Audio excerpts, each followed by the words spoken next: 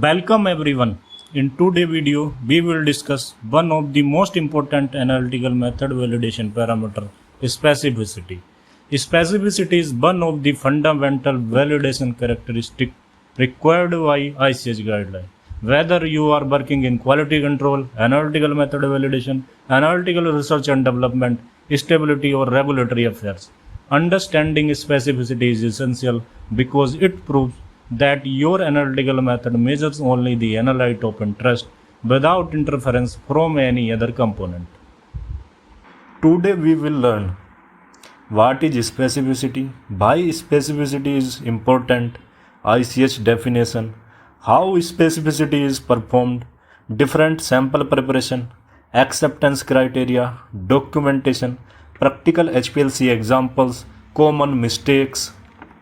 Let's begin. According to ICH-Q2, specificity is the ability to assess unequivocally the analyte in the presence of components which may be expected to be present. These components include placebo, non-impurities, process impurities, residual solvents, degradation product, excipients, matrix components. In simple language, specificity proves that only the intended analyte is measured, no other peak should interfere with the analyte peak. Let's understand with an example. Suppose you are analyzing paracetamol tablets. The tablet contains paracetamol, starch, microcrystalline cellulose, magnesium stearate, color, binder, lubricant. If your HPLC method detects only paracetamol without interference from excipients, then the method is specific. If placebo peak overlap with API peak, the method is not specific. This is why specificity is critical before moving to accuracy or precision studies. During specificity study, multiple injections are performed. First injection is blank. Purpose to verify there is no interference from diluent. Second injection is placebo. Purpose to confirm excipient do not interfere. Third injection is standard. Purpose to stabilize retention time of API. Fourth injection is control sample. Purpose to verify sample peak purity. Fifth injection is impurity spiked sample. Purpose to demonstrate separation between API and impurities. Specificity becomes even more important in stability indicating methods. Forced degradation generates degradation product intentionally. Typical stress study include acid hydrolysis, base hydrolysis, oxidation, thermal degradation, photolytic degradation, humidity degradation. After degradation, chromatograms are evaluated. Questions asked include: does degradation interfere? Are degradation peaks resolved? Is API peak pure? Is peak purity passing? Mass valence acceptable?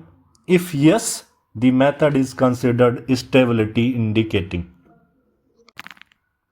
Peak purity evaluation is performed using PDA detector. Software compares spectra across the peak. If purity angle is less than purity threshold, the peak is spectrally homogeneous. Resolution between impurity and API generally should be greater than 2. No co-elution should occur. Retention time alone is never sufficient to prove specificity. Peak purity and resolution together stabilize specificity.